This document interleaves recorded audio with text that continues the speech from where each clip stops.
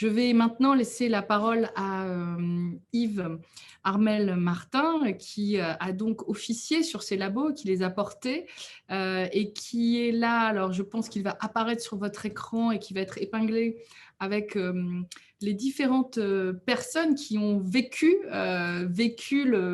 le processus, qui ont vécu l'expérience.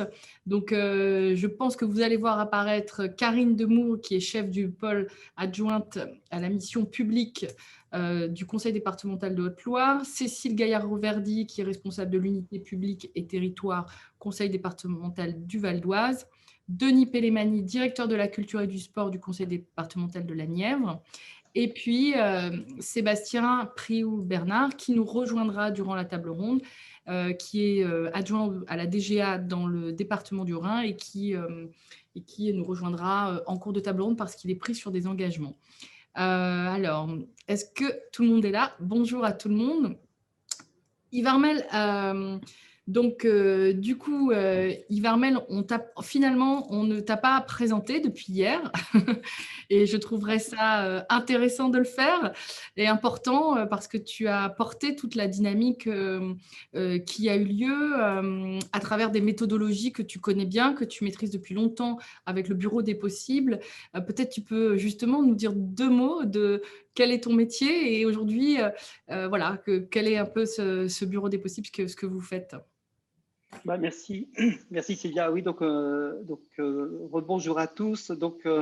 Moi, en fait, j'ai fait l'essentiel de ma carrière de la fonction publique, puisque pendant 25 ans, j'ai travaillé sur les territoires, dans une communauté de communes, puis après au département du Rhône et après à la métropole de Lyon. Et c'est dans ce contexte-là que je conduisais un service qui travaillait sur le numérique et le développement des usages du numérique. Et très rapidement, on s'est aperçu que ce n'était pas une question de technologie, que d'appropriation par les habitants et aussi les collaborateurs et les directions. Et donc, pour aller dans ce sens-là, il a fallu imaginer, explorer et puis rejoindre ce que faisaient d'autres, des méthodes de travail collaboratif, d'intelligence collective, de design de service, autant de mots qui ont été évoqués tout à l'heure par Nadia Richesse-Battisti. Et voilà, 3 ans de ça, arrivant un peu au bout de ce que j'arrivais à secouer dans ma cage, comme disent les Québécois, au sein de la métropole de Lyon, j'ai décidé de quitter la fonction publique pour monter une petite agence qui s'appelle le Bureau des possibles. Et on est là pour accompagner des tiers hein, dans ces démarches d'innovation collective et de design de services. On travaille principalement dans le champ de la culture, de l'éducation et de la solidarité, qui rejoignent en fait les compétences des départements au sein duquel j'ai travaillé au préalable. Voilà. Merci, merci Yves Armel. Et effectivement, tu as cité la culture numérique et je voudrais faire une petite incise là-dessus, puisque Philippe Théier en a parlé ce matin et je trouvais ça vraiment intéressant aussi de dire que la coopération, elle existe déjà, elle a déjà été prouvée dans certains secteurs avec des méthodes et notamment, tu as parlé des cultures numériques, l'économie sociale et solidaire aussi. Et c'est vrai qu'en fait, pas très loin de nous, on a quand même des secteurs qui ont aussi beaucoup à nous apprendre, notamment les cultures numériques. Voilà, j'ai remis le petit drapeau des cultures numériques pendant cet après-midi. Alors, du coup, Yves Armel, j'aimerais bien qu'on revienne justement sur… on a 1h30 là pour revenir sur la façon dont vous avez travaillé sur ces labs, comment vous les avez menés. Et je propose donc qu'on revienne là-dessus à travers 4 étapes, 4 étapes de la méthodologie. Donc, la première étape de ces laboratoires, c'est d'abord la phase d'écoute et d'échange. Donc, je te laisse peut-être, voilà, je te laisse expliquer tout ça. D'accord, très bien. En fait, on va vous raconter un petit peu par où on est passé. Moi, je vais vous raconter ça du point de vue un peu de la conception du LUCA et des Open Labs. Et puis, ce sera intéressant d'avoir le retour des territoires qui l'ont vécu de l'intérieur. Alors, tout a commencé par un mois de février 2020. Nous étions tous réunis à la Maison des pratiques amateurs à Paris pour une journée de formation, justement pour se former, tous les différents acteurs des différents territoires, des communautés de communes, des départements, sur des méthodes que nous avions tout prévues, nous avions tout imaginé, ça allait bien se dérouler avec une méthodologie qui consistait à aller observer le terrain, voir les besoins, affiner, identifier des cibles sur lesquelles on allait travailler, puis co-construire des solutions qu'on mettrait ensuite en expérimentation avec donc des phases d'autonomie pour les territoires et des phases d'accompagnement. Alors tout ça a été bien préparé, on avait formé même si c'était assez court, sur une journée, à des méthodes d'immersion, d'observation, d'entretien, de focus group, etc., issus peut-être de l'ethnographie. Et puis, rapidement, ça, je me rappelle, c'était au mois de février 2020, rapidement, on s'est trouvé dans cette situation-là, donc assez désespéré, parce que nous étions confinés, en incapacité, évidemment, d'aller sur le terrain, mais aussi nous étions des acteurs culturels, c'est-à-dire des acteurs de second plan. Comme on nous l'a rappelé hier soir, dans ces moments de crise, qui passaient en premier, c'était le sanitaire, c'était le social et c'était l'économie. Et les collègues dans les structures qui étaient en charge de la culture avaient certes quand même de l'activité, mais pour beaucoup, ça passait au second plan et encore plus monter des projets de recherche action dans une situation de crise, c'était pas vraiment la première chose à faire. Et donc, du coup, il y avait peut-être peu d'écoute, notamment du côté des autres directions qu'il s'agissait d'aller solliciter à un moment où elles étaient en plein boom. Donc, on était un peu en difficulté pour faire ce projet. Et pourtant, il nous semblait que la culture était éminemment nécessaire dans ce moment de crise et qu'en plus, c'était une vraie opportunité pour nous. Et donc, du coup, on a travaillé ensemble, l'ensemble des parties prenantes du LUCA, pour se dire qu'il fallait rebondir, qu'il fallait se servir de cette crise sanitaire comme un révélateur aussi des besoins profonds de la société. Donc, tout le monde parlait du monde d'après, donc allons le construire ensemble. Et on s'est dit, puisqu'on a du temps, puisqu'on est quand même moins sollicité par nos actions à ce moment-là, prenons du temps pour échanger, pour analyser. Et donc, on a, au lieu d'aller sur le terrain pour observer, on a pris du temps pour nous écouter, les uns les autres, nous écouter aussi intérieurement, écouter ce qu'on observait par nos petites fenêtres générées par le confinement. Donc, on a mis en place des ateliers en ligne, voilà, mais en petit comité, pas 150 comme aujourd'hui, des petits groupes de 6-7. On prenait le temps d'échanger sur ce que nous vivions, nous ressentions, nous percevions, nos envies profondes et celles que nous observions autour de nous.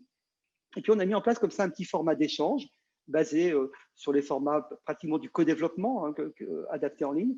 Et puis ensuite, on l'a vécu non seulement entre nous, les coordinateurs des différents territoires, mais ensuite, chaque territoire l'a vécu avec son propre cercle qu'il a élargi, avec évidemment les parties prenantes des communautés de communes, mais aussi en allant plus loin que ça, en allant chercher d'autres contributeurs. Et ce qu'on a vu à travers ça, c'est qu'on a commencé à produire, à aller mobiliser d'autres acteurs de notre premier cercle. Donc, au cours de ces échanges, on a essayé de faire remonter les besoins qui étaient perçus. Et en fait, on se retrouvait, même, ça pouvait sembler pour certains assez évident, et pourtant, il nous faisait écho profondément. La question des plus fragiles, des laissés pour compte, le besoin de rencontre, le rapport au temps, face à cette accélération du temps, le besoin d'avoir des temps longs, la question de la valeur du travail, de la confiance, ce sont des choses qui revenaient dans les différents ateliers. Là, une petite capture d'écran d'un temps d'échange, là, ça devait être avec la Haute-Loire, voilà, vous voyez, ça s'est étendu jusqu'au mois de juillet, voilà. Et donc, au cours de ce temps, donc, on a exprimé des questions qui nous semblaient profondes, voilà, qui étaient celles sur lesquelles on se disait, c'est celles-ci qui sont importantes sur lesquelles travailler. Et puis, on a commencé à construire localement des collectifs, j'appelle ça des collectifs en alliance, c'est-à-dire que c'est pas simplement on va chercher des gens pour leur dire on va travailler ensemble, mais on s'ajuste, on s'écoute, on s'accorde pour se dire ouais, on a vraiment envie d'avancer ensemble pour résoudre des vraies questions qui ont du sens pour nous tous, indépendamment de nos casquettes, de nos situations, mais en tant qu'humains qui voulons réagir et agir dans ce monde en crise. Donc voilà, c'est ça la première étape qui a émergé de cette situation particulière. Sylvia, on ne t'entend pas. Excusez-moi, j'ai oublié de remettre mon micro. J'étais en train de te remercier. Et du coup, par rapport à cette première étape, je voulais passer la parole à Cécile Gaillard-Reverdy. Et donc, pour savoir un peu comment cette première étape s'est passée sur votre territoire, je crois que vous, la contrainte du confinement a en même temps créé des ouvertures pour faire des alliances. J'aimerais bien que vous nous partagiez un peu votre retour d'expérience là-dessus. Et votre micro, non, c'est bon. Ça y est, j'y suis.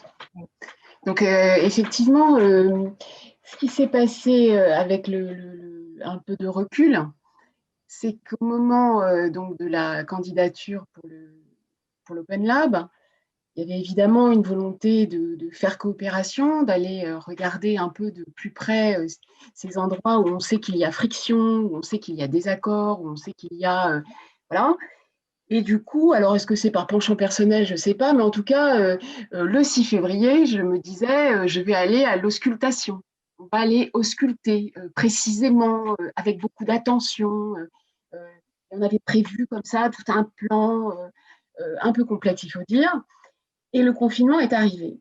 Et là, évidemment, premier constat, a parlé Yves Armel, les priorités qui ne sont pas forcément d'aller ausculter les endroits de tension, qui en plus, oui, voilà, on est quand même dans une expérimentation, donc forcément pour les gens, quelque chose en plus de leur mission, quelque chose qui vient s'ajouter, donc une grosse difficulté à mobiliser. Donc, dans ces cas-là, le mieux, c'est lâcher.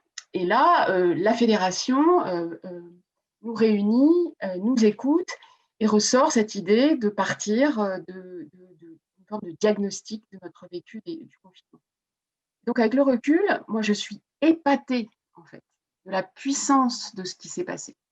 C'est-à-dire que d'être allé là, alors c'est probablement lié aussi à ce qu'était le confinement, à ce lien entre professionnel et personnel qui était notre quotidien, enfin bon, bref, quoi. Et toujours est-il que les alliances, bon, il faut les suivre, il faut être attentif, il faut être très à l'écoute, mais néanmoins, elles sont là. Et lors de la séance de co-construction, on a eu des gens qui étaient présents et qui ont su mobiliser. Moi, je l'associe en tout cas au fait qu'on ait été ouvrir entre le personnel et le professionnel, comme ça, qu'on ait osé aller embrasser plus généreusement. Merci, merci Cécile. Karine de Mourgue, vous, pour la Haute-Loire, comment ça s'est passé? Ça s'est passé, je pense, un peu comme Cécile. C'est vrai qu'on est allé à cette formation à Paris début février, voilà, avec envie d'y apprendre des choses, voilà, d'y découvrir des méthodes de travail et avec l'envie, surtout à l'issue de la formation, de pouvoir les tester assez rapidement pour entrer dans le cœur du projet. Et puis voilà, ce confinement est arrivé et nous a stoppé vraiment net dans nos élans. C'est vrai qu'on était déjà à ce moment-là en discussion, notamment avec des collègues du social, Christine Masson, que vous avez vu pour certains d'entre vous, et que tout de suite, on avait déjà en fait la volonté de travailler avec les acteurs du social et pour les habitants qui éprouvent des difficultés ou des personnes fragiles. Et c'est vrai que tout de suite, nos collègues du social nous ont dit désolé, mais là, le Lucas, c'est plus du tout la priorité. On est sur des questions sanitaires, sur des questions autres. Et là, le projet Lucas, même si on sait qu'il peut nous apporter quelque chose, d'ici quelques mois, on n'a pas les moyens aujourd'hui, les moyens humains de le mettre en place. Et puis les gens, de toute façon, ne nous pas. Et pour autant, on savait, voilà, d'un point de vue personnel et professionnel, parce qu'on vivait ce confinement nous aussi de notre côté, voilà, il y allait avoir des questions dans les semaines ou dans les mois qui allaient venir, des problèmes qui allaient se poser, de liens sociaux, de difficultés éducatives, et on savait pour autant que la culture pouvait apporter des réponses à ça. Donc c'était assez frustrant en fait de ne pouvoir rien faire. Alors qu'on sait qu'avec la culture, on peut apporter des réponses à ces questionnements-là. Voilà. Après, il a fallu laisser du temps au temps et on a eu quand même la chance de pouvoir échanger entre nous, entre départements, là, les 4 départements impliqués avec les équipes de la fédération et le bureau des possibles, pour partager ça et du coup pour pouvoir rebondir après. D'accord, merci beaucoup Karine. Et pour vous, Denis, dans la Nièvre, je sais que vous disiez que d'un coup, tout le monde était dans le même bateau. Comment ça s'est traduit, cette contrainte, en fait, pour aller vers les habitants? c'était un bateau international hein, dans lequel tout le monde se retrouvait. Oui, on en a pris conscience aussi, nous, dans la Nièvre, à notre niveau, et on s'est dit, c'est pas possible d'y aller entre nous. Il faut qu'on sorte du département, de mes collègues. Il ne faut pas qu'on soit avec des collègues du département. Il ne faut pas qu'on soit qu'avec des personnes de la culture. Il faut qu'on échange ensemble, qu'on se parle de manière à essayer de faire ressortir, parce que c'était l'objectif, une thématique ou des thématiques pour notre Open Lab, où là, on aurait la possibilité de travailler à une plus grande échelle. Donc, avec un petit groupe, comme l'a rappelé Yves Armel, hein, on était avec les moyens du bord du premier confinement, un petit groupe de 10 personnes, et qui s'est réuni 2 fois. On a essayé donc de faire sortir ces 3 thématiques. Dans ces 10 personnes, pour vous citer un petit peu le panel, il y avait une personne dont je cite que les métiers, hein, ou les missions. L'un était boulanger, un jeune boulanger dans le rural, un responsable de structure qui accompagne les migrants, notamment la CIMAD, qui doit bien être connue d'un peu tout le monde, un responsable d'un service enfance-famille dans un centre social, une chef d'entreprise, un agriculteur en même temps responsable syndical, des artistes et des structures culturelles. Ça faisait notre petit panel de 10. Et on a du coup échangé pendant 2 heures la première fois et un petit peu moins longtemps la deuxième fois pour sortir 3 thématiques qui nous ont servi de base pour le travail dans le cadre de l'Open Lab. Alors, je ne sais pas s'il faut que je dise les thématiques tout de suite ou si on le garde pour tout à l'heure. Tout à l'heure, on les garde. En tout cas, ce que je peux dire là sur le fait, rien que d'avoir 10 personnes, c'était très compliqué. Ça n'a pas été forcément simple. On en parlera tout à l'heure, peut-être aussi, la difficulté à faire équipe et à fonctionner ensemble. Vous disiez notamment, mais je veux bien qu'on revienne là-dessus, vous disiez, je crois, Denis, qu'il y avait eu aussi le constat qu'on n'était pas dans le même temps, en fait. Oui, alors c'est ça. Le temps du boulanger n'est pas celui du responsable de structure. Le temps du chef d'entreprise n'est pas celui de l'artiste, et on a évoqué ça tout au long de ces jours, hein, hier et encore dans les ateliers ce matin. Comment dégager du temps pour pouvoir se parler. Et déjà à 10, ça a été compliqué, sans parler des problèmes techniques qui font que dans la Nièvre, quand on est en rural, les conditions d'accès sont pas forcément au numérique, ne sont pas forcément au top partout. Et quand on a aussi, pour certains, pas l'habitude de manier ces outils, c'est pas forcément simple. Donc, on a eu un accompagnement. Moi, j'ai une collaboratrice qui s'est rendue chez certains pour les aider à pouvoir se connecter sur Zoom ou à pouvoir. Il y a même des personnes qu'on a déplacées dans nos bureaux au département parce qu'ils n'avaient pas la possibilité de se connecter de chez eux pour pouvoir avoir l'image, le son correctement. Donc voilà, il faut aussi trouver des solutions pour être ensemble. Très bien, merci Denis. Alors, Yam, avant de te repasser la parole, je salue l'arrivée de Sébastien Priou-Bernard, donc adjoint à la DGA du Conseil départemental du Haut-Rhin. Bonjour Sébastien, et on reviendra tout à l'heure sur votre témoignage. Bonjour à toutes et à tous. Merci de nous avoir rejoints. Alors, du coup, une fois qu'on a fait cette première étape, Yves Armel, il se passe quoi ? Eh bien, on passe à la deuxième étape. Il y en aura 4 en tout. Hein. La deuxième, c'est qu'on a exprimé des problématiques et simplement, c'est un petit groupe de personnes qui l'ont exprimé. Et on se dit, OK, mais est-ce que ce sont vraiment les nôtres ou est-ce que ce sont vraiment des problématiques du terrain ? Et puis, souvent, ces problématiques telles qu'elles s'expriment, un peu comme j'en ai montré une tout à l'heure, hein, vous voyez, ce sont des termes qui sont un peu généraux. Comment nous proposer des actions favorisant les liens intergénérationnels de proximité et de qualité en tirant parti des connaissances, des savoir-faire des personnes les plus fragiles. On ne va pas vous présenter toutes ces problématiques, mais vous voyez, elles étaient dans des niveaux de langage un petit peu généraux et complexes. Et donc, il fallait à un moment revenir à des choses beaucoup plus concrètes et de terrain. Qu'est-ce qui se passe derrière ça ?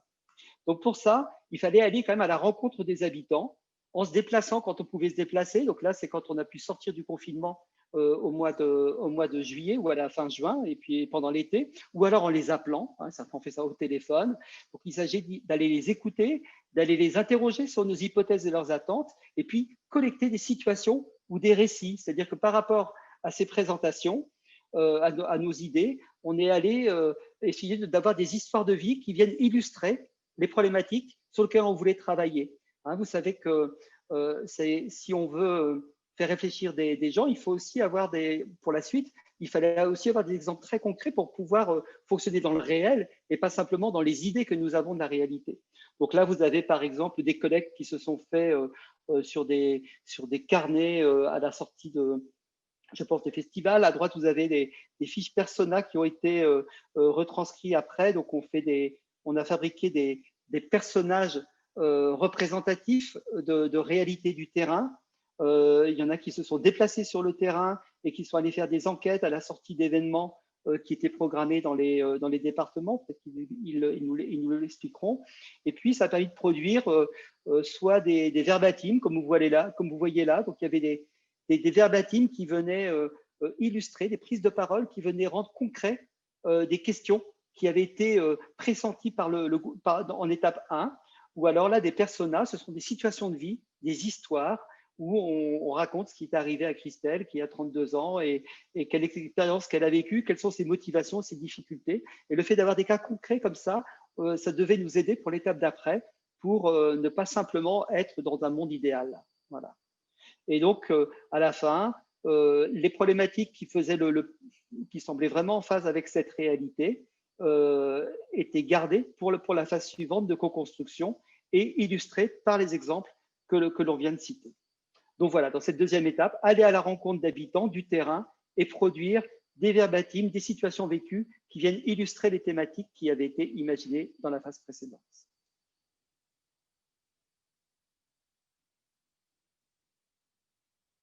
Sylvia, il faut que tu remettes ton micro. Excusez-moi, je n'ai pas le réflexe. Denis, ça n'a pas été… je voulais passer la parole à Denis Pélémanis. Ça n'a pas été très simple, non, d'aller à la rencontre des habitants pour vous? Non, c'est sûrement une des étapes qu'on a eu le plus de mal à réaliser. D'abord parce qu'on ne pouvait pas rencontrer véritablement les personnes. En plus, il fallait les emmener sur notre terrain, leur expliquer pourquoi on faisait cette démarche. C'était très, très compliqué. On a eu des rencontres avec des gens, et c'est intéressant, qui n'ont rien à faire de la coopération. On les a interviewés, mais franchement, on leur a dit il va y avoir le colloque, vous pouvez venir sur le colloque, mais vraiment, ça ne les intéresse pas. Donc, on voit bien qu'il y a des enjeux, pour convaincre nos concitoyens. Il y en a qui partent de loin. Et puis, on a eu aussi fait des belles rencontres, notamment des chefs d'entreprise qui nous ont peut-être rappelé, qui m'ont rappelé deux choses, parce que c'est moi qui avais fait les entretiens à l'époque. D'abord, que l'entreprise pouvait jouer un rôle dans l'organisation, dans les coopérations, voilà, et puis non seulement elle pouvait jouer un rôle, mais qu'en plus, ce chef d'entreprise-là me disait, là, c'est la proximité qui est importante. C'est parce qu'on se connaît, on peut se revoir, on est des locaux, que ça peut marcher. On n'a pas envie de se retrouver dans des grands trucs avec des gens qu'on ne reverra pas. Voilà, la proximité joue un rôle fondamental pour créer des coopérations. J'ai retenu ça de mes échanges avec ce chef d'entreprise-là plus particulièrement. Vous auriez une situation de vie, justement, comme le disait Armel, une situation de vie, enfin, un personnage de votre territoire à nous présenter, à nous raconter? Un personnage du territoire? Oui, voilà, quelqu'un qui, comme vous disiez, ce chef d'entreprise, mais je crois qu'il y a quelqu'un qui était aussi très engagé sur la question des migrants. Enfin voilà, une situation qui vous a vraiment… Ah ben alors la personne qui était en responsabilité avec les migrants, d'ailleurs elle est parmi nous aujourd'hui, j'ai vu sa petite vignette tout à l'heure, donc je salue Christiane, elle était dans le petit groupe de départ, hein, elle était dans le petit groupe des 10. Donc, elle a vraiment participé à l'élaboration du processus, à la sortie des questions, et elle a participé à l'Open Lab, et elle est là aujourd'hui avec nous. Donc, ça, c'est vraiment super. Il y a peu de personnes qui ont suivi l'ensemble du processus, parce que c'est plus ou moins difficile. Donc, Christiane, tu pourras intervenir tout à l'heure, si tu le souhaites. Ce chef d'entreprise, il était touchant, parce qu'on sentait quelqu'un qui était très humain, qui accueillait beaucoup de jeunes en formation, qui m'a dit, moi je suis prêt à embaucher en stage des mineurs non accompagnés, mais j'aimerais bien aussi que l'éducation nationale vienne voir ce qui se passe dans mon entreprise et que ça soit pas juste on envoie des stagiaires et puis on s'occupe pas de ce que tu vis, ça ne nous intéresse pas. Nous, l'important c'est d'avoir des jeunes qui sont en stage et d'avoir coché une croix sur un… Voilà, il y avait tout ça, comment on peut mieux se connaître, comment on peut, pour ensuite pouvoir agir ensemble, parce que si on met tout le monde ensemble, évidemment, ça fait une force de frappe considérable. D'accord, merci. Alors, j'ai rapproché mon ordinateur parce que je crois qu'on ne m'entend pas bien. Est-ce que c'est mieux comme ça? Oui? Bon. Sylvia, ça te permet de rentrer dans le débat. Il faudrait que tu puisses prendre un micro, peut-être, parce que là, c'est assez inaudible, en fait. Alors là, si je fais ça, je pense que je vais m'enlever pendant 15 minutes. Donc, je vais peut-être essayer de continuer comme ça. J'ai peur de… Je vais finir d'animer la partie, puis on va régler ce problème après. Du coup, Cécile, vous, dans le Val d'Oise, je crois qu'il y a une expérience intéressante qui s'est passée avec la ressourcerie de votre territoire. Est-ce que vous pouvez nous en parler? Oui, tout à fait. Donc, une fois que le groupe projet a été constitué grâce au diagnostic dont on a parlé tout à l'heure, l'idée, c'était de retourner… on avait, pour chaque territoire, choisi des réseaux de travail à associer à la démarche. Et du coup, on a fait le même travail avec nos réseaux. Et moi, je veux témoigner de la difficulté à écrire des personas. Parce qu'en fait, quand on écrit un persona, on ne peut pas se permettre de dire ce que nous, on pense. Enfin, je veux dire, on est obligé de s'assurer d'une humanité de ce qu'on écrit, quoi. Et du coup, effectivement, là, ce qui était très intéressant dans cette démarche de diagnostic auprès des différents réseaux, c'est que du coup, on avait des personnalités très différentes qui ont pu exprimer des choses assez similaires.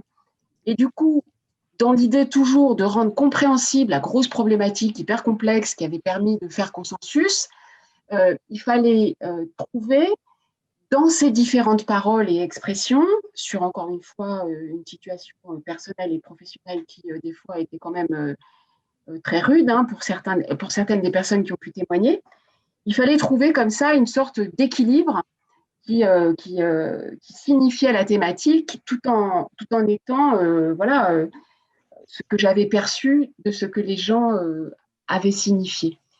Et puis aussi, ce qui a été assez sympathique et qui a montré encore une fois la pertinence du diagnostic sur une dimension à la fois personnelle et professionnelle, c'est que les gens du groupe projet, qui se connaissaient peu, ont participé aussi, ont écrit des personas et puis on a pu en parler ensemble. Et alors, l'idée de la ressourcerie, c'était que sur la communauté d'agglomération avec laquelle on travaillait, qui est dans des enjeux aujourd'hui très puissants, donc pour qui le LUCA est plutôt un lieu de montée en compétences, de montée en motivation, a fait un diagnostic au sein d'une ressourcerie. Et là, on a pu avoir du coup un panel de gens et de personnalités très, très différentes, autant des utilisateurs de la ressourcerie que des personnels de la ressourcerie à tous les postes un peu clés. Et du coup, j'avoue que moi, j'étais déjà dans l'écriture des personas et que cette étape-là, elle a été très, très structurante, quoi. Comme une forme de panorama comme ça, très vaste, qui permettait de donner du corps à ces personas. D'accord. Merci beaucoup, Cécile. Je vais maintenant demander à Karine comment, Karine, ça s'est passé pour vous en Haute-Loire. Oui, alors en Haute-Loire, on a fait ce diagnostic des besoins, je ne l'ai pas dit tout à l'heure, avec un groupe projet au départ constitué du département et de plusieurs services du département et des communautés de communes partenaires. Ce groupe, après, a été élargi à d'autres partenaires locaux dans différents secteurs. Et donc, c'est collectivement que nous avons établi un petit peu ce diagnostic des besoins des habitants. Et après, donc, il nous a fallu aller vérifier, donc, comme le disait Yves Armel et les collègues des autres départements, aller sur le terrain pour vérifier si ces besoins et ces problématiques que nous avions identifiées étaient bien était bien avérée. Et c'est vrai que c'est une phase qu'on appréhendait un petit peu. On nous avait donné des outils, mais on ne savait pas forcément comment s'y prendre. Donc, on l'a repoussé au maximum. Et puis finalement, on s'est lancé, souvent à plusieurs, avec quelques collègues, notamment au sein du département pour ce qui nous concerne. Donc, vous avez eu des images là tout à l'heure. On a fait ça à travers notamment un livre d'or que Émilie avait souhaité mettre en place sur un site sur lequel on avait organisé durant cet été toute une saison culturelle, on va dire, les rendez-vous du département. On est allé sur site questionner des personnes qui étaient venues voir ces spectacles pour essayer de comprendre qu'est-ce qu'ils étaient venus chercher. Et puis en faisant ça, on a eu un petit peu notre expérience à nous, département, qu'on a ensuite pu livrer un petit peu aux communautés de communes on avait finalement tous du mal à savoir comment il fallait s'y prendre pour faire ce travail-là.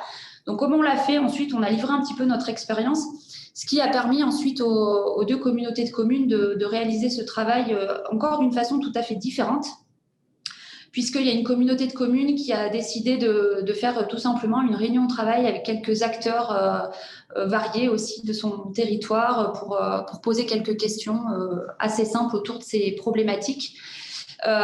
Et puis l'autre communauté de communes a plutôt été à la rencontre d'acteurs, d'habitants, soit par téléphone, soit directement sur le terrain, pour les questionner et ensuite du coup réaliser ces fameux personas dont on s'est servi du coup dans la phase suivante qu'on va vous raconter après. Voilà. Après c'était pas évident à faire, mais je pense que de le faire au final ça nous a rassurés.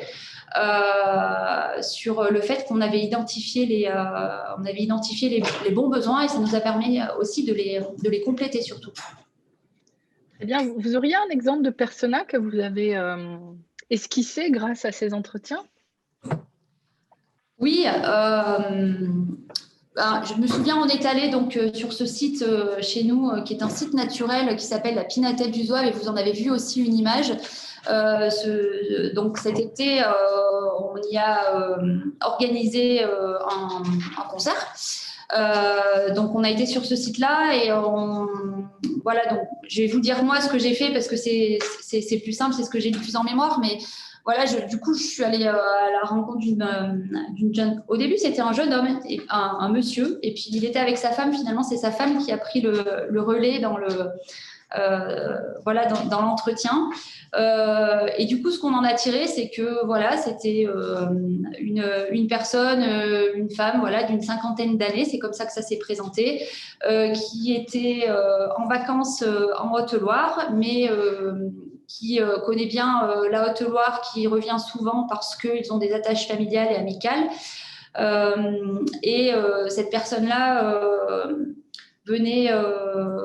ce qu'elle venait chercher sur ce site, c'était avant tout une expérience familiale, pas forcément une expérience culturelle en tant que telle, mais une expérience nouvelle qui lui permettait d'échanger avec sa famille d'une part, et puis éventuellement d'échanger avec d'autres personnes sur le site. Donc en recherche de liens sociaux et de liens intergénérationnels, voilà, ne serait-ce qu'au sein de la famille.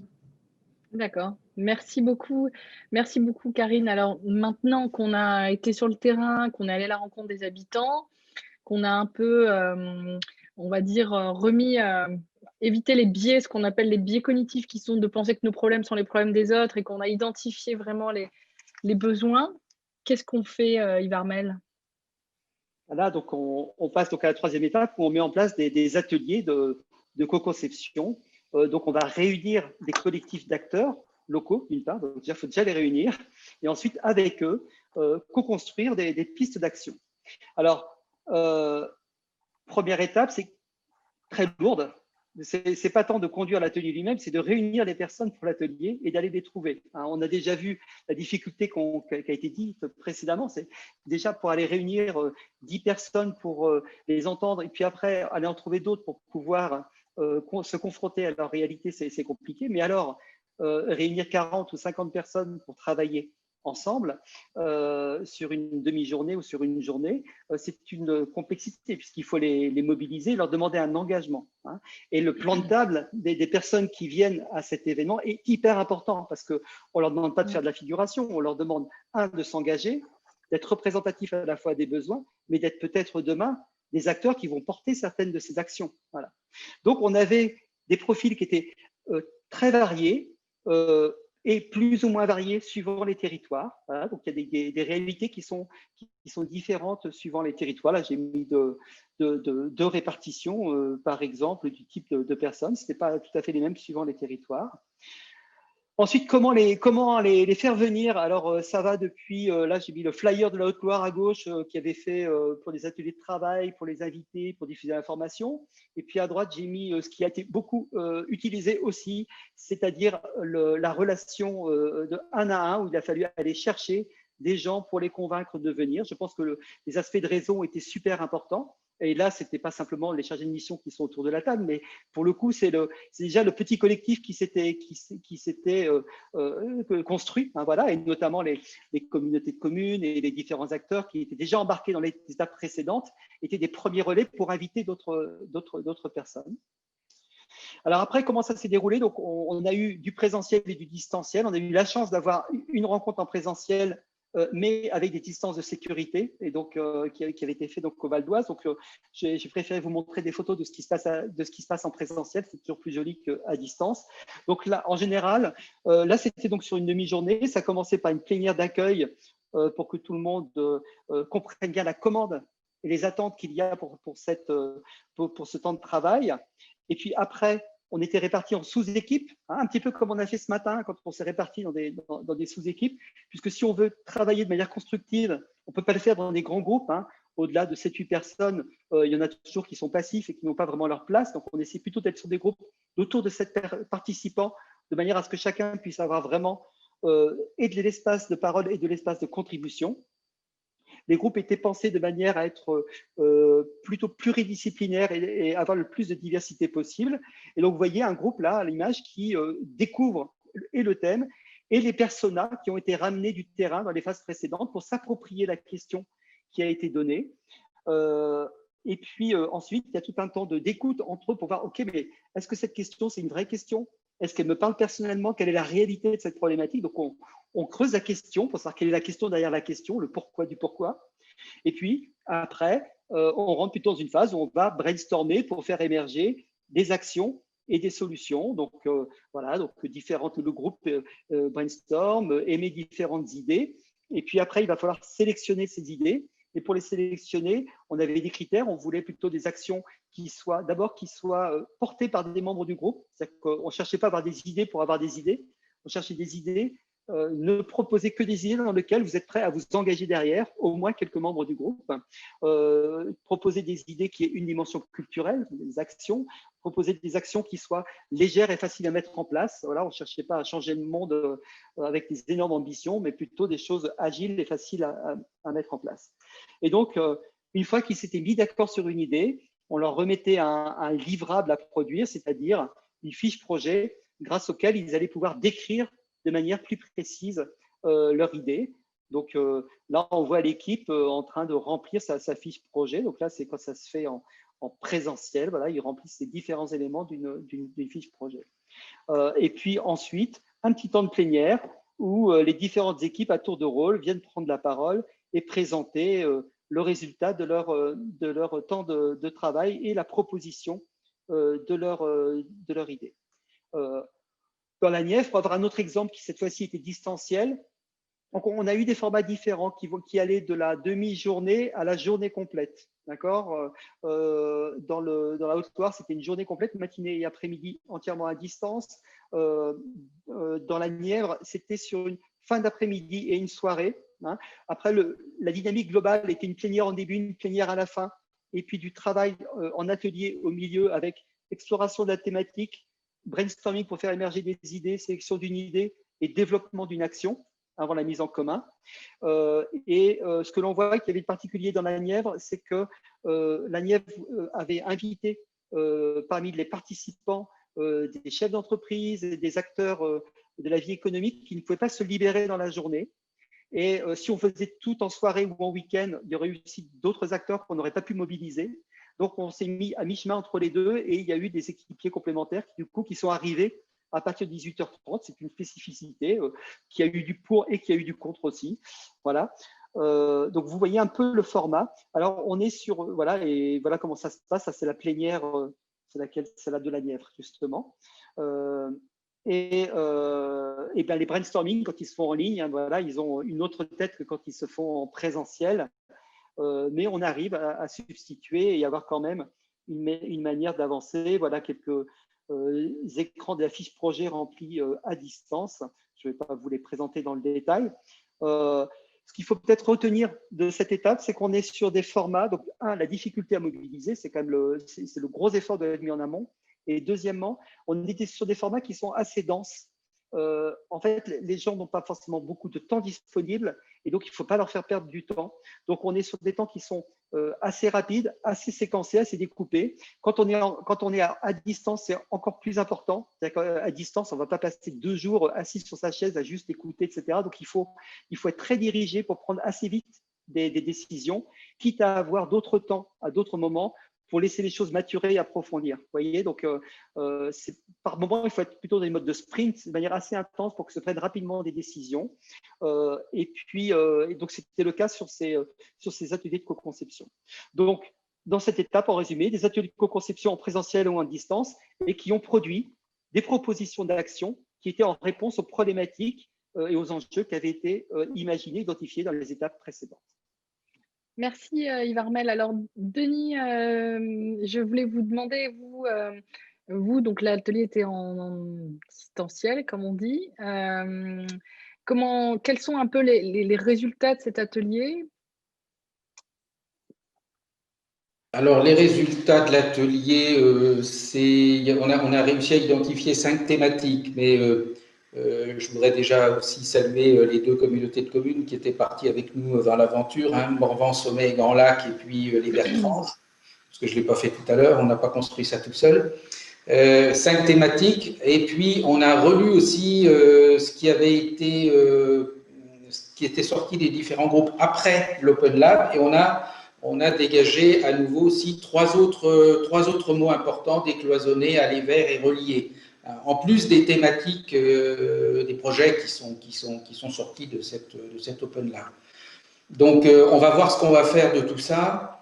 Ce qui est intéressant, c'est qu'on a pu aussi pointer qu'il y avait des désirs de coopération qui avaient vu le jour à l'intérieur même des ateliers. C'est-à-dire qu'il y a des gens qui se sont découverts, un acteur culturel avec un chef d'entreprise qui se disent finalement on pourrait peut-être faire quelque chose ensemble. Alors ça, moi, je ne l'ai pas forcément repéré parce que je n'étais pas forcément dans l'atelier en question, mais Cédric qui animait cet atelier a pu me le dire après coup et on a pu faire la connexion après l'Open Lab en fait. Donc c'est toutes ces petites choses qui sont intéressantes.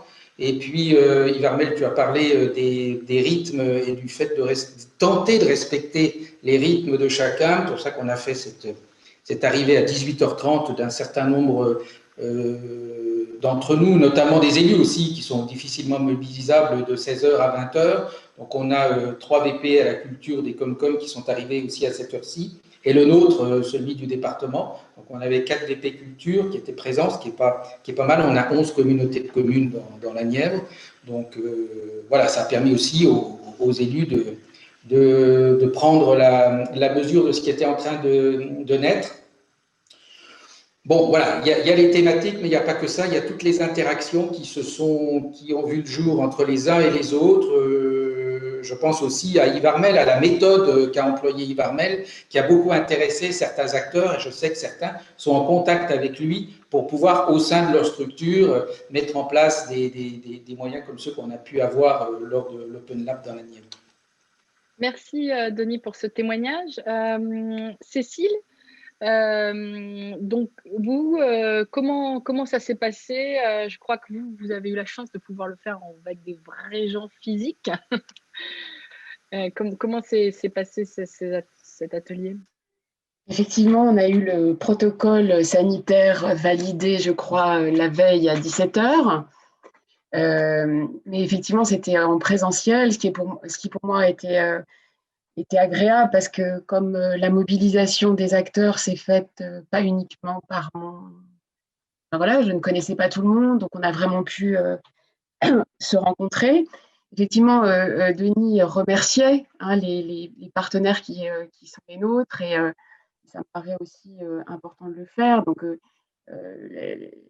les personnes de la communauté de communes de Vexin-Centre, la communauté d'agglomération Droit-6 Pays de France qui ont vraiment été très présents, et puis aussi ces fameux représentants de réseaux.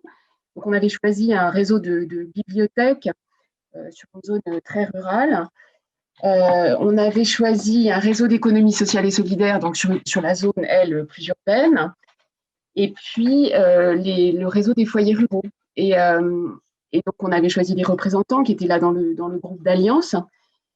Donc, cette journée qui a été effectivement très concentrée parce qu'on sentait bien la question de la disponibilité, et d'ailleurs, dans la date, a été hyper compliquée à trouver. Enfin, voilà, quoi, ça fait partie des…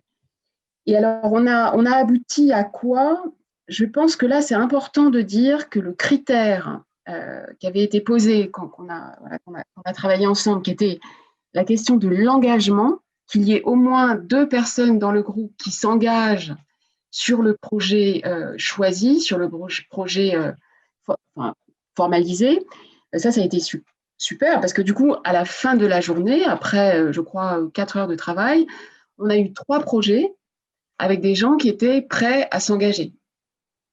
Donc, on a un premier projet de caravane itinérante avec donc voilà, des communes et un acteur susceptible de le faire. On a un autre projet qui est un projet de conseil cultivateur, et c'est donc comment l'enfance et la famille peuvent s'impliquer dans la programmation des événements d'un territoire. Et donc là, c'est pareil, il y a eu une congruence de 2 partenaires qui ne se connaissaient pas et qui sont prêts à bosser ensemble demain. Là, on est en train de m'appeler en disant voilà, quand est-ce qu'on commence. Et puis, le troisième, c'est le fameux tiers-lieu, mais avec une dimension intéressante qui était qu'on a justement le fameux acteur de la ressourcerie qu'on souhaiterait solliciter pour venir faire des zones d'expérimentation sur des communes rurales qui souhaiteraient expérimenter des missions de ressourcerie pour s'engager éventuellement plus loin. Et les 2 autres projets, j'essaie d'être plus rapide, les 2 autres projets, du coup, on les a gardés comme méthode parce que ces 2 groupes qui n'ont pas justement été jusqu'à la formalisation d'un projet avec engagement, etc., et qui sont restés sur des réflexions, mais qui nous ont paru très intéressantes. La première, c'est la question des diagnostics d'usage. Comment essayer de faire en sorte de travailler le territoire avant et d'être à l'écoute avant d'arriver avec d'éventuelles propositions. Et le deuxième, c'était plutôt comment travailler sur la capacitation, qui est quand même un terme qui est beaucoup revenu cet après-midi. Et donc, voilà, on en est dans la phase de décision. On va mobiliser les élus là en janvier. Les courriers sont en train d'être rédigés. Et l'idée, c'est de voir comment chacun a envie de s'engager, dans quel type de calendrier et de priorité. Voilà. Merci beaucoup, Cécile. Alors, Karine, vous nous avez dit un peu le constat de ces ateliers, de cet atelier.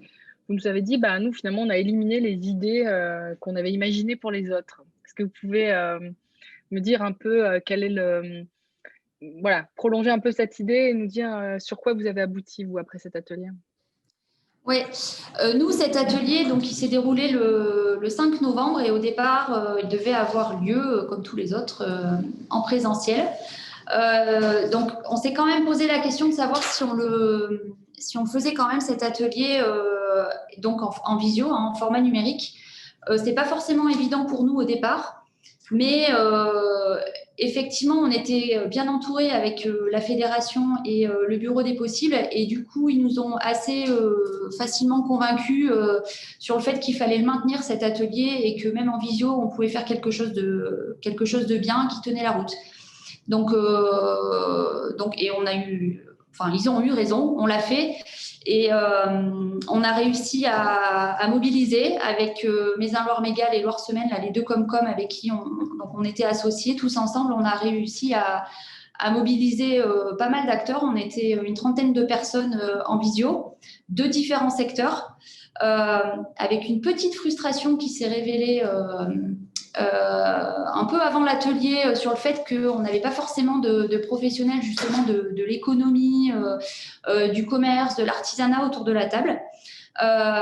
Mais du coup, ça c'est venu en fait tout seul, notamment dans 1 ou 2 ateliers, je crois. Et donc, ce qui est bien, c'est que ça nous donne aussi une piste d'exploration, d'action nouvelle pour la suite. Donc, nous, on avait donc 3 problématiques, 5 ateliers. Et on a abouti à 5 projets concrets très, très différents.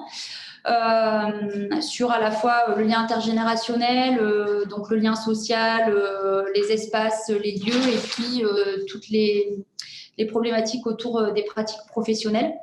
Voilà, donc on a identifié aussi, des acteurs motivés pour mener à bien ces projets. Et c'est vrai que sur un atelier, je pense que ce qui s'est produit, c'est que il y a eu pas mal d'idées qui ont été données,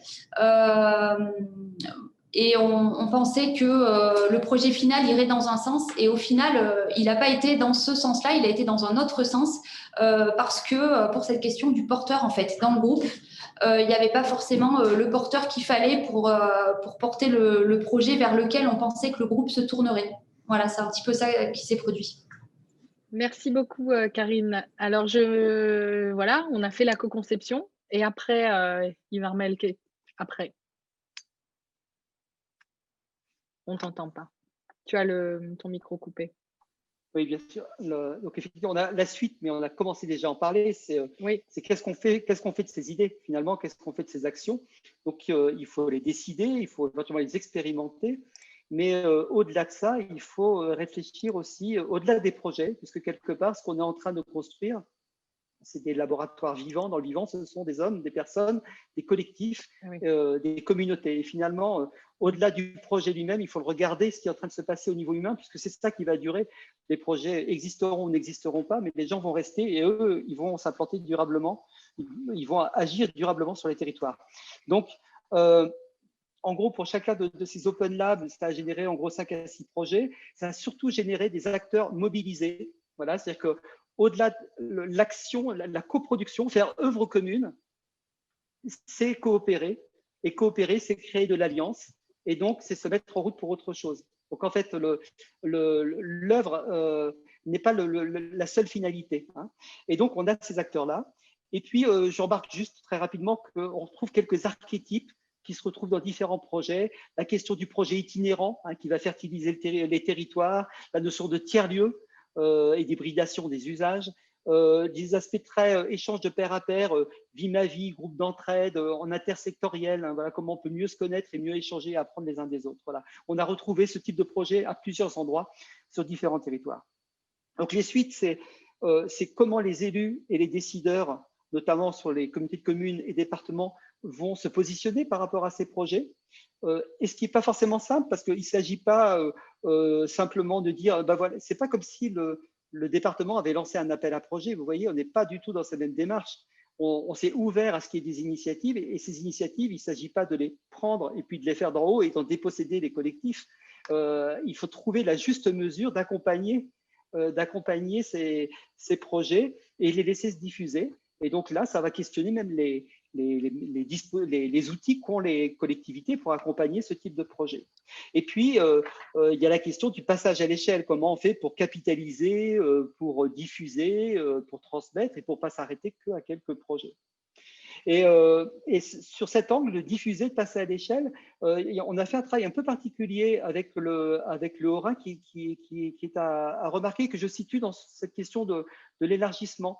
En fait, les communautés de communes et le département portaient le souci de partager ces dynamiques très largement, notamment auprès des nouveaux élus, parce qu'il y a beaucoup de nouveaux élus dans les communautés de communes en particulier, mais aussi au-delà, entre communautés de communes, pour que ce ne soit pas simplement les communautés de communes qui ont déjà accéléré à fond, qui sont en avance, qui continuent d'avancer, mais comment on fait pour que ça s'échange de pair à pair. Donc là, on a monté un format un peu particulier qui visait de partir d'expériences inspirantes et puis d'avoir des groupes de parole pour échanger et puis permettre justement un rapport d'échange entre élus et techniciens et des différents niveaux, départements et communautés de communes, qui se font ensemble et qui permettent un peu ce passage à l'échelle. Et donc, c'est assez intéressant parce que c'est un peu différent des autres territoires, mais pour le coup, ça répond à une problématique qu'on entend tout le temps, c'est comment on fait monter à bord et comment les élus se positionnent par rapport à ces questions-là. Donc voilà ce que je voulais dire à ce stade-là, sur cette dernière étape, mais qui commence juste, hein, l'étape de qu'est-ce qu'on fait après, on l'ébauche en ce moment, quoi. Voilà. D'accord. Merci beaucoup, Yves Armel. Alors justement, tu citais le Haut-Rhin, donc je voudrais interroger Sébastien Priou-Bernard. Donc vous êtes directeur des affaires culturelles du Conseil départemental du Haut-Rhin, et j'aurais aimé vous interroger justement sur cette façon que vous avez eue de mener l'Open Lab, qui s'inscrit, je crois, dans un projet assez ambitieux, hein, un projet assez ambitieux sur la future collectivité européenne d'Alsace. Donc voilà, comment est-ce que cet Open Lab se situe dans le processus et comment est-ce qu'il peut vous aider dans l'ambition de coopération que vous avez sur le territoire? Bonjour à toutes et à tous. Donc, alors, cet Open Lab, ce laboratoire vivant, il a été extrêmement vivant dans le département du Haut-Rhin. Et il s'est adapté tout au long de son parcours pour aboutir à la fois un format en mobilisant le numérique et dans son contenu qui était, je pense, très éloigné de ce qu'on imaginait au tout début. Puisque la crise qui a frappé tout le pays, vous le savez malheureusement, dans le Haut-Rhin, on a été les premiers à être concernés, puisque le Haut-Rhin, c'est Colmar, mais c'est aussi Mulhouse. Et donc, nous avons expérimenté les confinements et l'effroyable crise sanitaire en amont des autres territoires. Ce qu'on tire, nous, de ce travail qui a été mené donc, avec différentes communautés de communes qu'on a embarquées assez rapidement au moment de la candidature, donc c'est les communautés de communes de Tannes-Cernay, du Val d'Argent et du Sungo. Ce qu'on en a tiré, c'est vraiment une mise en perspective, voire une remise en perspective de nos pratiques de coopération entre le département et les communautés de communes. Ça nous a permis de remettre en perspective tout le travail qui était engagé depuis quasiment une vingtaine d'années, qui a évolué tout au long de ces 20 ans, avec des conventions, différents types d'approches, à commencer à le faire dans les administrations. Ça a évolué aussi sur cette temporalité courte de 2020, puisque initialement, on avait besoin d'un regard sur nos modes de coopération et on s'est rapidement rendu compte avec les communautés de communes qu'il fallait qu'on réinterroge la place de la culture et qu'on s'interroge collectivement sur la place de la culture sur les territoires. Et ça nous a permis de remettre en perspective ce travail et ce mode de coopération dans la perspective de la collectivité européenne d'Alsace. Puisque j'étais en retard et je m'en excuse au début de cette réunion, puisqu'aujourd'hui, on est à 21 jours de la disparition du département du Haut-Rhin. C'est aujourd'hui la dernière séance publique et commission permanente du Haut-Rhin, puisque dans 21 jours, la collectivité européenne d'Alsace va naître de la fusion du département du Haut-Rhin et du Bas-Rhin. Et donc, cette séquence qu'on a organisée en visioconférence avec différents ateliers, une trentaine de participants le 25 novembre, ça a constitué, je pense, pour les équipes, tant dans les communautés de communes, dans mes services, mais aussi pour les élus du département et les élus des communautés de communes, une vraie bouffée d'air, une vraie bouffée d'oxygène sur ces réflexions qui irriguent nos travaux du quotidien, mais ça a permis de remettre aussi au cœur de nos débats la place de la culture. On voit, suite aux annonces d'hier soir, que cette place essentielle dont on est convaincu de la culture ne va pas de soi. Donc le choc de la crise, du coup, nous a obligés à réinterroger cette démarche. Très honnêtement, il y a un moment, on s'est posé la question de savoir, dans la mesure où on était complètement au cœur de la crise, si on maintenait cette démarche-là.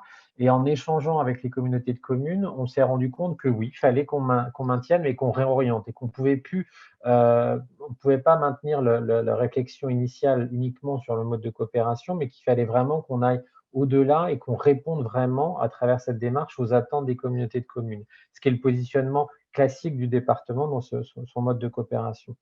Et donc, il a fallu du coup qu'on fasse face à ce défi de réorientation de l'Open Lab, à la fois sur un timing qui était très court, en prenant en compte un contexte sanitaire qui faisait que tous nos schémas étaient complètement basculés, et aussi avec le contexte politique qui était lié à la survenue des élections, avec le décalage dans le temps de ces élections, et aussi la perspective pour nos élus du département de la collectivité européenne d'Alsace. Dans tous les départements, il y a l'échéance de la fin du mandat qui est au mois de juin, mais nous, c'est dans 3 semaines, ce qui change aussi la donne sur la capacité pour des élus de s'engager dans une démarche de réflexion de long terme comme celle-ci.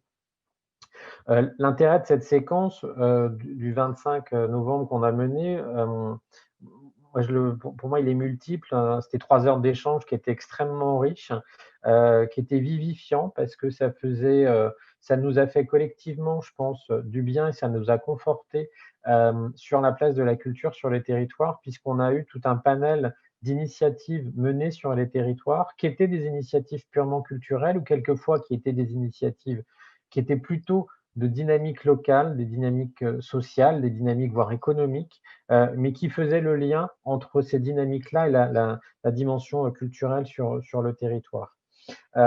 Et donc, ça nous a, je pense, collectivement, cette centaine de participants, élus, techniciens, convaincus encore plus du rôle essentiel de la culture.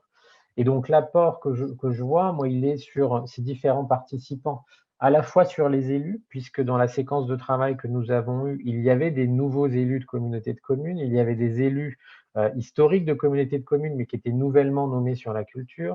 Il y avait des élus du département qui étaient très sensibles à la question culturelle, d'autres qui sont plutôt sensibles à la place des territoires ruraux dans l'animation et la politique territoriale. Et pour les techniciens, c'était aussi utile d'avoir ce regard ce retour du terrain, qui était intersectoriel. On ne parlait pas que de culture, on ne parlait pas que de lecture publique ou que de patrimoine, on parlait de différentes politiques, ce qui font en fait qui font la richesse des territoires. Et donc, la suite, nous, telle qu'on l'envisage, elle est aussi sur plusieurs axes, en fonction, bien entendu, des orientations politiques qui seront celles de la collectivité européenne d'Alsace, qui sont encore, sur certains aspects, encore à définir. Mais ça nous a permis de prendre ou de reprendre conscience de l'importance de ces différentes coopérations entre le département et les communautés de communes, et prendre conscience qu'on ne partait pas de rien. Je pense qu'au niveau des techniciens, on le savait, mais c'était important aussi de le rappeler au niveau de nos élus, puisque quelquefois, par rapport à des départements qui affichent une politique en direction des territoires très ambitieuse, dans le Haut-Rhin, on est toujours un peu plus modeste qu'ailleurs. Et ça a permis de prendre conscience qu'en fait, on avait développé des modes de coopération assez polymorphes qui répondaient vraiment aux spécificités des territoires et à l'attente de ces territoires. Et ça, c'est important pour nous d'en prendre conscience, à la fois pour les élus et pour les techniciens, dans cette perspective de fusion avec le Bas-Rhin, qui est une collectivité qui a développé depuis plusieurs années une politique très ambitieuse territoriale, à la fois de structuration politique, de structuration de son organisation, avec des dispositifs dédiés. Et je pense que collectivement, et c'est le retour moi, que j'ai eu des élus qui ont participé, des élus du département, ça a vraiment indubitablement permis de marteler le caractère essentiel de la culture. Je le dis parce qu'à l'issue de cette séquence du 25 novembre, on a eu très peu de jours après une commission culture où nous avions décidé de faire un point d'information sur cette démarche Open Lab. Et lors de cette commission culture, beaucoup d'élus des conseillers départementaux qui avaient participé à cette séquence du 25 novembre en visio ont eux-mêmes repris la parole pour dire mais en fait c'était très, très riche et ça nous a permis du coup d'aborder la place de la culture sur notre territoire d'une autre manière. Et ça nous a permis du coup d'aborder la thématique par exemple des territoires ruraux ou périruraux. Et ça a été important dans l'articulation entre le technique et le politique, le fait qu'il y ait cette appropriation qui soit faite par nos élus du département. Et donc, Moi, ce que j'en tire, c'est des retours positifs. Je sais que ça a été compliqué pour les équipes, à la fois dans les communautés de communes et dans le département. Mais je pense que des graines, et pour finir, des graines ont été plantées, des pousses qui étaient, pour prendre un peu une métaphore jardinière, des pousses qui étaient là, en fait, ont été confortées, et que tout ça va pouvoir s'inscrire dans un nouveau terreau qui sera celui de la collectivité européenne d'Alsace. Merci beaucoup Sébastien. Du coup, je vais également donner la parole à Karine sur cette question qui est après, comment les élus montent à bord. Et j'en profite également, Karine, pour vous poser une question qui a été posée dans le chat et sur laquelle je crois que vous pouvez répondre. Quelqu'un nous demande si les fiches persona ont été produites avec les travailleurs sociaux. Est-ce que finalement on a mobilisé les travailleurs sociaux pour aller remplir, compléter ces fiches persona, ce qui permet justement de travailler déjà en coopération et qui sont, ce sont nos médiateurs sociaux. Mais d'abord, peut-être prenons la première question, les suites du LUCA. Ok, sur les suites du LUCA, alors nous, on a, après l'atelier de co-conception, et avant aujourd'hui, on a réalisé une petite phase complémentaire avec quelques élus et quelques directeurs du département et des 2 communautés de communes partenaires pour justement leur présenter, alors pas les 5 projets parce qu'on n'a pas eu la possibilité de le faire sur les 5 projets, mais leur présenter 3 projets qui sont sortis, qui ont émané de ces groupes de travail du 5 novembre. Voilà, l'idée étant de les faire monter à bord eux aussi, de leur montrer aussi comment on travaille en intelligence collective et ce qu'il peut en sortir, de leur montrer que voilà, on était véritablement dans une démarche ascendante de projet grâce à ce projet-là, grâce à la démarche LUCA. Et voilà, et que il y avait évidemment du coup des perspectives de mise en œuvre concrète de ces projets avec les acteurs que nous avions associés, avec aussi quelques obstacles identifiés par chacun des groupes qui restent à lever et sur lesquels on doit encore réfléchir collectivement pour les lever et permettre à ces projets d'exister. Voilà, ça a été donc cette petite phase complémentaire. Donc, on est en train de basculer tout doucement vers la concrétisation des projets. On a réalisé une petite évaluation auprès des participants de l'atelier et on sent que il y a quand même beaucoup d'attentes et de motivation autour de cette démarche LUCA et de ce que ça va pouvoir produire. Voilà, très concrètement, on nous demande maintenant de mettre en place un groupe de travail, peut-être un comité de pilotage autour de ces projets-là pour les faire aboutir. Et puis, on a aussi des propositions de mise à disposition de ressources, de réseaux pour faire aboutir les projets. Voilà, donc ça sera le chantier de l'année 2021. Merci Karine. Alors, il y avait cette question. Yves Armel, est-ce que tu veux compléter quelque chose avant que j'ouvre un petit temps de questions-réponses? Ou c'est OK pour toi? Micro.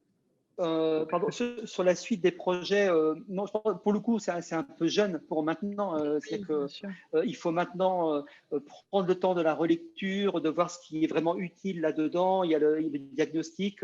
Comme Karine l'a dit, il n'y a pas que Karine, les autres départements aussi. On fait aussi des évaluations auprès des participants, on a appris des choses. La Nièvre, tout récemment, a fait une petite réunion de débriefing. Voilà, on est dans ces temps-là.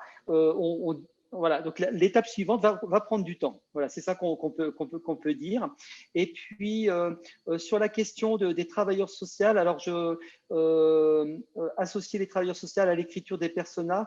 Alors je ne vais pas répondre à la place des départements, mais il me semble effectivement, par exemple, c'est pour ça que Karine, il me semble que dans ton département, tu avais la direction du social qui était associée dans tout le process. Et je ne sais pas s'ils ont participé à des coécritures aussi de ces parties-là, sachant que c'est quand même c'est difficile d'aller mobiliser, d'aller demander à une autre direction de travailler sur ces projets. Hein. Donc, ce serait super, mais c'est difficile à faire, non? Je ne sais pas, Karine, peut-être, mais peut-être que les autres départements ont des réactions là-dessus.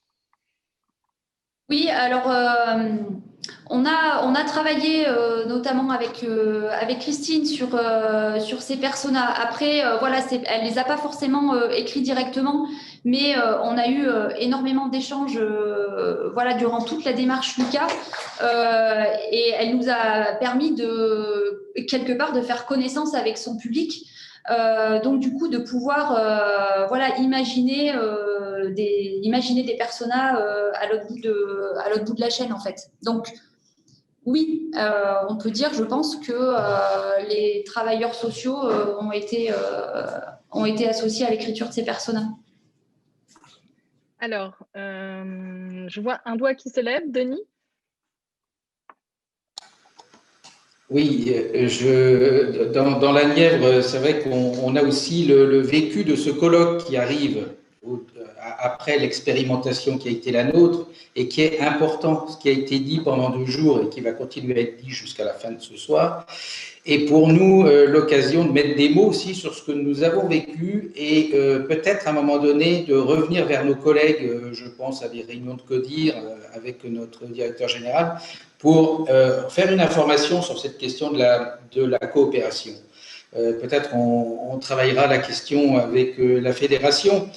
Comment, alors il y a quelques collègues qui étaient présents durant certains moments du colloque, mais je pense que ça vaudrait la peine d'informer plus largement l'ensemble des directeurs de la collectivité, les DGA, le DG. Voilà, et en tout cas, s'interdire de partir à l'aventure sans avoir bien réfléchi. Il me semble que c'est important. Merci beaucoup, Denis. On a une question également qui crée le débat, qui dit finalement, si on considérait que les personnes et les organisations coopéraient déjà, il s'agirait alors de soutenir ce qui existe déjà, ce qui est déjà là, mais qui peine à exister, à résister, de lever les freins à leur action. Est-ce qu'alors peut-être, je ne sais pas si Yves Armel, tu veux répondre ou quelqu'un est-ce que finalement, oui. Je peux dire une chose, c'est que ce que j'ai vu dans les Open Labs, dans les groupes que j'ai suivis, parce que je n'ai pas supervisé l'ensemble, et parfois j'ai facilité une équipe, c'est que les idées qui ont été apportées se situaient souvent en complémentarité, en articulation avec des réseaux qui existent déjà et des initiatives qui existent déjà. Donc, je pense que cette question de ne pas réinventer l'eau chaude qui est habituelle dès qu'on fait de la conception, était bien prise en compte par les parties prenantes. Donc, d'autant plus que quand on responsabilise les gens en leur disant on fera des projets si vous vous engagez dedans, en gros, et ben, là, il y a une économie de moyens qui fait que c'est plus il n'y a qu'à Faucon. Oui. Et du coup, on revient dans une réalité des moyens. Et quand il y a une vraie valeur à s'appuyer sur de l'existant, c'est intéressant. Oui, je pense que Cécile peut nous dire des choses là-dessus, parce qu'il y a des exemples de mutualisation qui n'existaient pas et qui sont soulignés par les projets, par exemple dans le Val d'Oise. Cécile, peut-être. Effectivement, oui. Moi, ce que je peux peut-être dire, c'est que le fait qu'il y ait existence comme ça de pistes de projets très dessinées, déjà quasiment, on pourrait presque les empaqueter et les offrir à Noël. Heureusement, on ne peut pas, mais bon, voilà. Du coup, ce qui est sûr, c'est que c'est un élément de communication simple, d'information, et ça fait une base d'échange qui fait que là, par exemple, avec un partenaire très important du département sur cette ruralité qui est le parc naturel régional du Vexin français, on est en train d'essayer de voir comment on peut articuler nos missions pour essayer voilà, de résoudre des choses de façon en tout cas concertée, de voir ce qui pourrait être porté. Enfin, ce que je veux dire, c'est que le fait qu'on ait précipité cette collaboration de plusieurs mois dans des projets un peu concrets, dont on peut en tout cas parler de façon assez simple, permet d'alerter un autre écosystème, on va dire, et du coup de monter en puissance tranquillement. Donc effectivement, est-ce que c'est ces projets-là ou pas qui seront, à la limite aujourd'hui, c'est pas vraiment la question. Et moi, ce que j'attends avec impatience, c'est effectivement le moment où les 3 partenaires du LUCA, là pour le coup, je parle des institutions, enfin, des collectivités, vont avoir du goût ensemble pour quelque chose, quoi. Voilà, le prochain enjeu, c'est ça. Très bien. Merci beaucoup, Cécile. Denis. Moi, je rebondirais pour dire qu'il est possible que ça ne parte pas de nous, que ça ne parte pas des collectivités, que ça ne soit pas forcément à notre niveau qu'il faille d'emblée nous organiser. Mais peut-être qu'on ouvre la possibilité à des tiers-lieux, par exemple, il a été beaucoup question de ces tiers-lieux, nous en avons dans le département, peut-être de les autoriser à démarrer des démarches de coopération. Et pour certains, ils les ont déjà démarrés, mais sans trop savoir si c'est bien ça qu'il faut faire. Oui, et peut-être les soutenir financièrement aussi pour qu'ils puissent faire vivre, parce que ça demande aussi de l'ingénierie, de faire vivre la coopération, et puis qu'on regarde ce que ça donne et que du coup, on accompagne le mouvement. C'est en tout cas une réflexion qu'on aura dans la Nièvre à partir de ces lieux qu'on a un peu repérés, en les questionnant sur leur responsabilité, entre guillemets, par rapport à ça, et que nous, évidemment, il faut qu'on se mette en ordre de marche pour pouvoir, dans nos lignes budgétaires, accompagner éventuellement ces mouvements-là. Merci Denis. Et ben moi, je trouve que ça fait un peu le mot de la fin quand même, de dire qu'il est possible que ça ne vienne pas de nous. Et donc, je vais vous remercier tous et toutes pour cette participation.